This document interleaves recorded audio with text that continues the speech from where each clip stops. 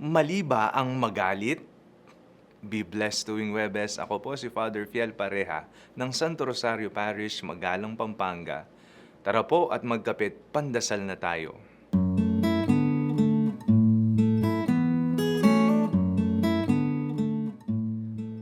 Nakakita ka na ba ng larawan ni Jesus na galit? Hindi ba't ang tipikal na depiksyon ng mga mandililok ay maamo o kaya na may nahihirapan at duguan na Jesus?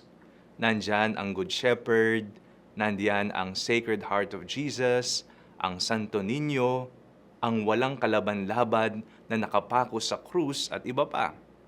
Wala pa ata akong nakitang galit na estatwa ni Jesus sa loob ng ating mga simbahan o kapilya. Sa Biblia, may isang tagpo na maaring magbigay gulat sa atin, sapagkat isang galit na Jesus na nagtataob ng mga mesa, mga hayop, mga nagnenegosyo at naglalatigo ang ating mababasa. Tinatawag natin ang tagpong ito na cleansing of the temple. Karumaldumal at pambababoy na mahituturing ang ginawa ng mga tao na nagtulak kay Jesus para siya ay masagad sa galit. Mali ba ang magalit? Hindi ko po alam kung ilang beses ka nagagalit sa buong maghapon. Ano ba ang dahilan? Bakit ka laging galit? Sa tuwing tayo ay nasa karanasang ito, tingnan natin ang ating sarili at tanungin, saan nagmumula ang galit sa aking puso? Galit ba ako dahil hindi ako napagbigyan? Galit ba ako dahil hindi natupad ang mga makasarili kong nasa? Kung ang galit ay nagmumula sa pagkahumaling sa sarili, tayo ay nagkakasala.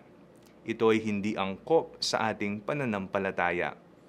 Ngunit kung ang ating pagkagalit ay ukol sa pagkamuhi sa kasalanan, kawalang hustisya, pang-aabuso, kadiliman at kasamaan, tayo ay nasa tamang landas at kailangan nating aksyonan at ipaglaban kung ano ang tama at mabuti.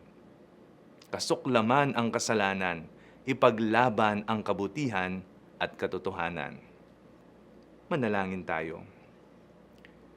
Maamong Diyos, ang lambing mo nawa ang manahan sa aming puso, lalo na sa mga panahon na kami ay nilalamon na ng galit. Bigyan mo po kami ng pang-unawa at mainam na pagpapasya sa bawat araw ng aming buhay. Amen.